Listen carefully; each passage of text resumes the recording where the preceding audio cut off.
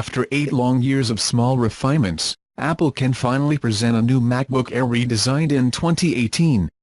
While Apple has given the MacBook Air some incremental updates over the past 8 years, it is still virtually the same as the Apple MacBook Air Fall 2010.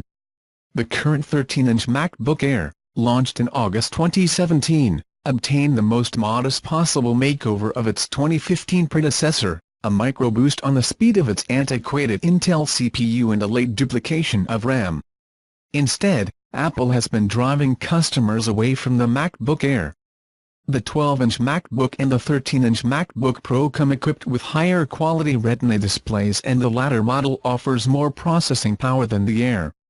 The MacBook Pro weighs approximately 0.3 pounds more than the Air, while the 12-inch MacBook is almost a lighter pound. The newer MacBooks have also been the subject of some uneven quality reports, including stories about their ultra-thin waterproof keyboards becoming inoperable by a speck of literal dust.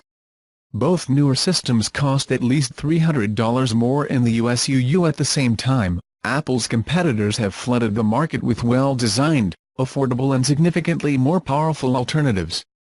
NXA, Dell's XPS 13, which offers super-perfect design and state-of-the-art Intel processors for $1,000.